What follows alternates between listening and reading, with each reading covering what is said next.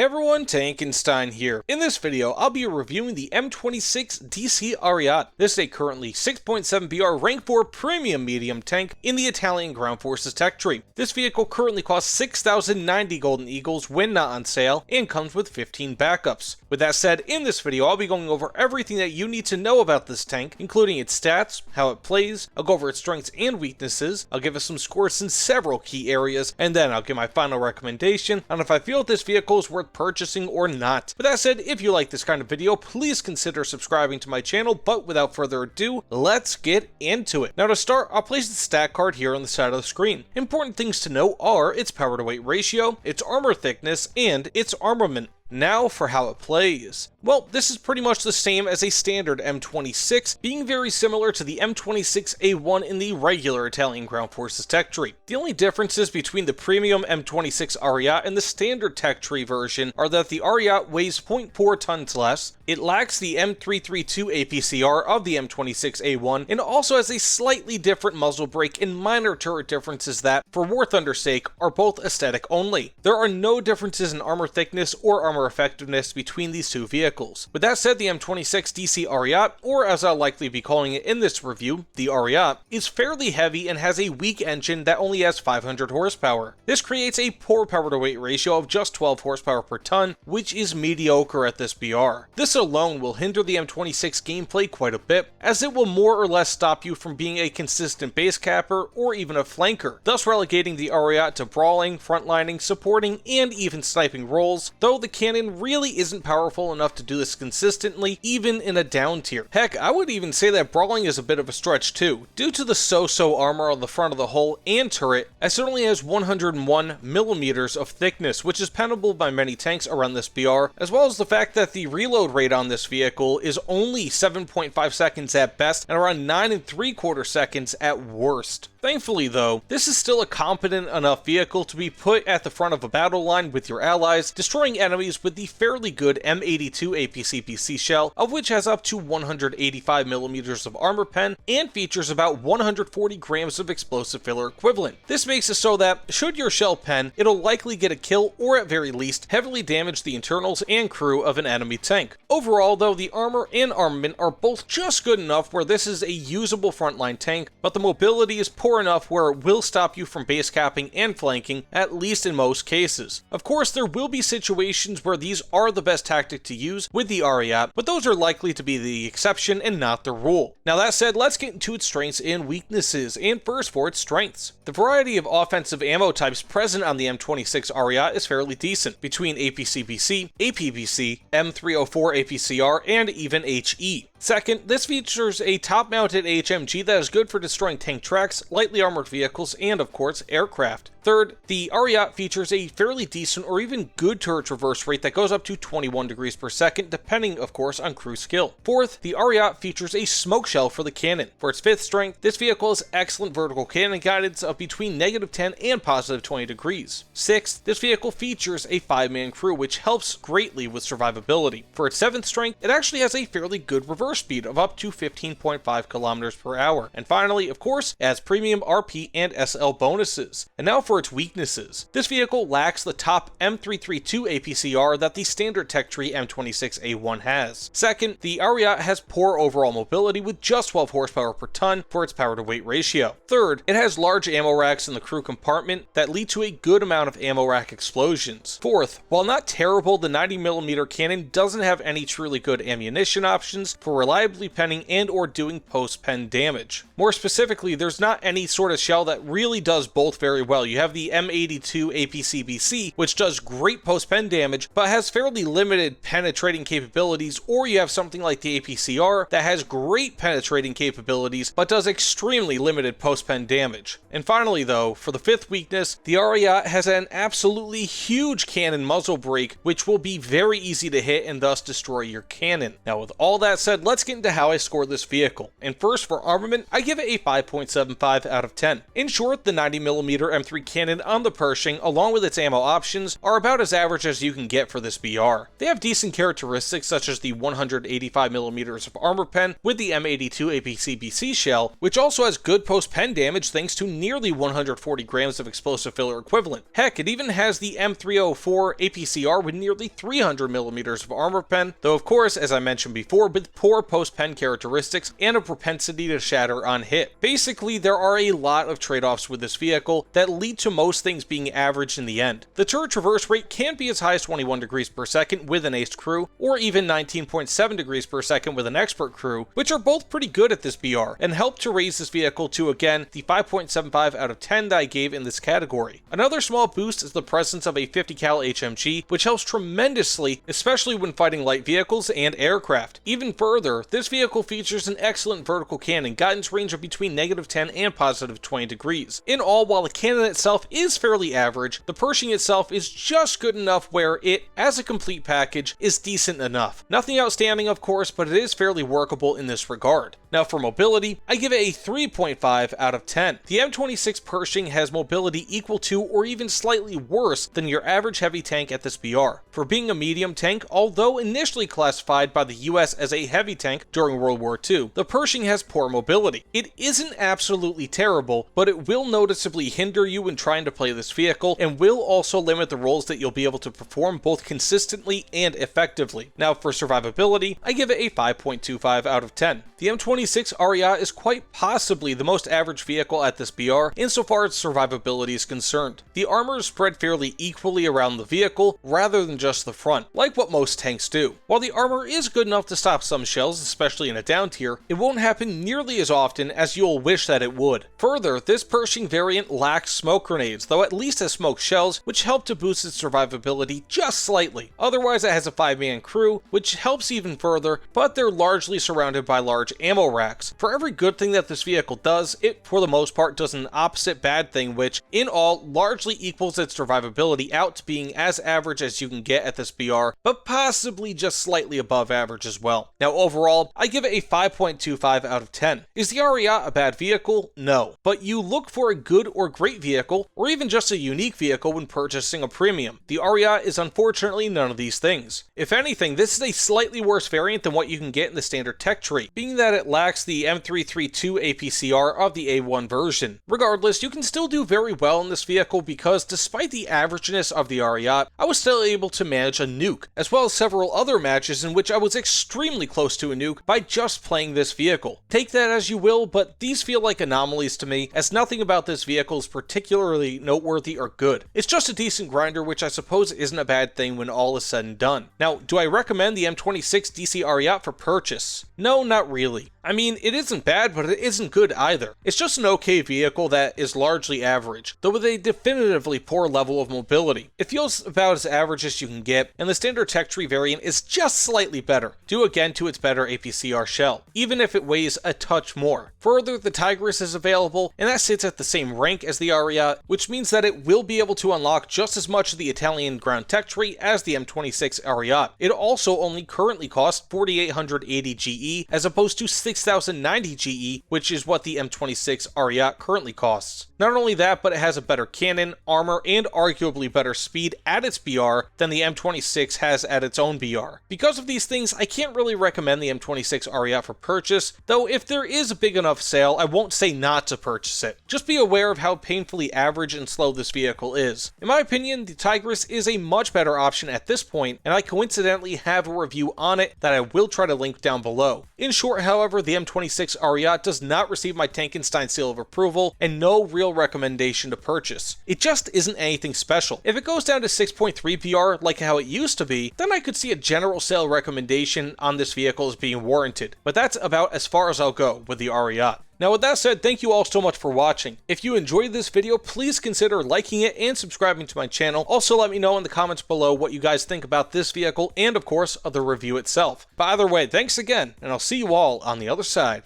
Take care everyone.